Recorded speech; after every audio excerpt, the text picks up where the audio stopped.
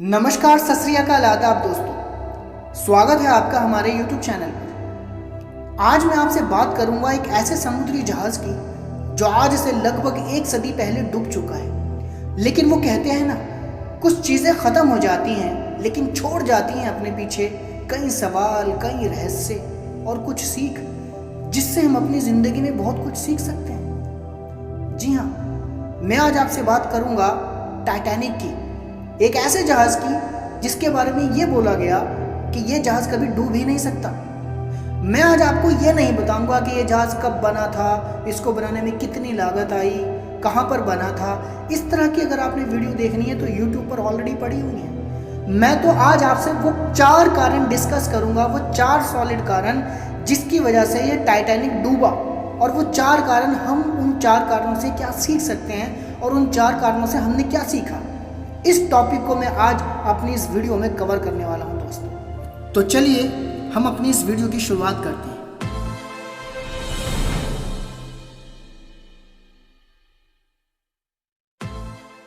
आज से 100 साल पहले जब हवाई जहाज का चलन नहीं था, लोग समुद्री जहाज से यात्रा करते थे और इंग्लैंड से अमेरिका पहुंचने के लिए उस वक्त में 6 से 7 दिन लग जाते थे।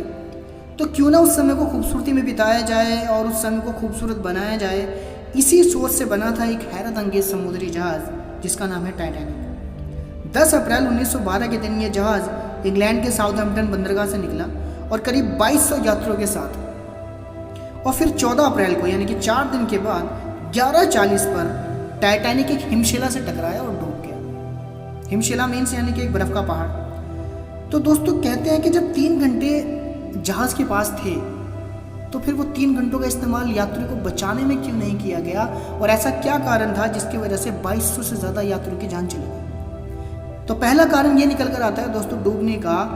पता ये चलता है दोस्तों कि जहाज़ के अंदर ऐशो आराम की तो सारी चीज़ें थी, बट लेकिन ओवर कॉन्फिडेंस की वजह से, क्योंकि जिस मालिक ने इस जहाज़ को बनाया था उसका ये मानना था कि ये जहाज़ कभी डूब ही नहीं सकता। इस ओवर कॉन्फिडेंस की वजह से क्या हुआ कि जो लाइफ बोट थी उनको आधा ही रखा गया कैपेसिटी के अनुसार, जिसकी वजह से क्या हुआ कि लाइफ बोट कम पड़ गई, जिनकी वजह से ज़्यादा यात्री को नहीं बचाया जा सका। तो सबसे पहला कारण जो निकल कर आता है वो ये निकल कर आता है कि ओवर कॉन्फिडेंस, अति आत्मविश्वास की वजह से टाइटैनिक का एक डूबने का कारण बना। दूसरे कारण की हम बात करते हैं। इंक्वायरी से पता चला कि हिमशिला के बारे में जहाज को रेडियो द्वारा वार्निंग दी गई थी, और एक बार नहीं दोस्तों, कम से कम 6 से 7 बार वार्निंग दी गई। लेकिन मामला इतना गंभीर है, ये जहाज के कप्तान के दिल में आई ही नहीं बात, उनके दिमाग में ये बात आई ही नहीं। उन्होंने सोचा यार इतना विशाल का जहाज है, ये कैसे डूब सकता है।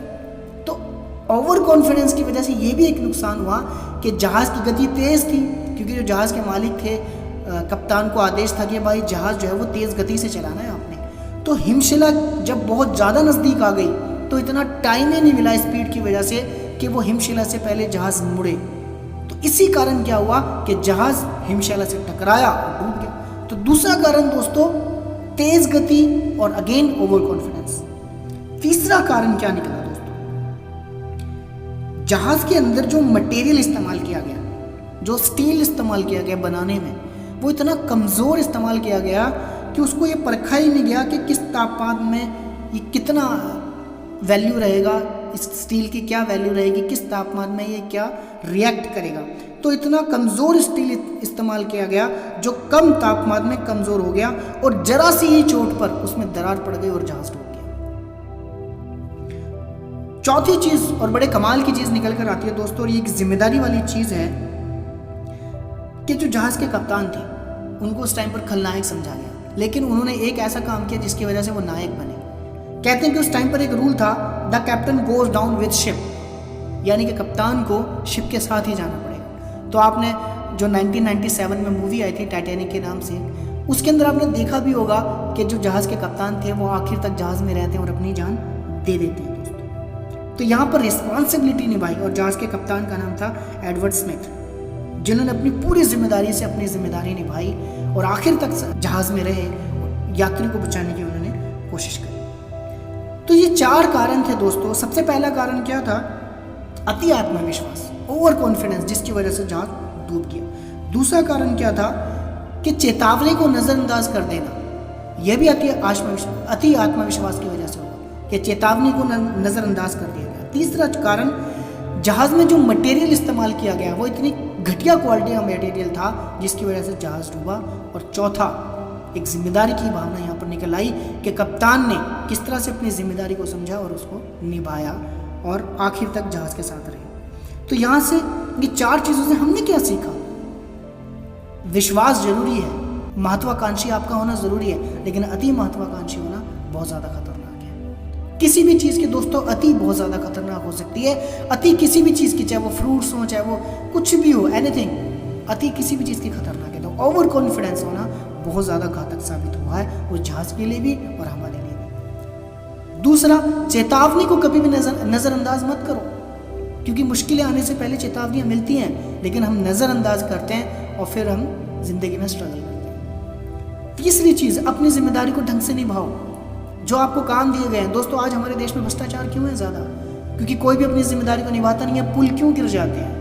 क्यों देश में रेल दुर्घटनाएं हो जाती हैं? क्यों रोडों में खड्डे पड़ जाते हैं? क्यों सड़कों का बुरा हाल है? क्यों गाँव का बुरा हाल है? क्योंकि कोई भी अपनी जिम्मेदारी को ढंग से नहीं निभा रहा है, जिसकी वजह से टाइटैनिक की तरह ये देश भी लॉस में जा रहा है।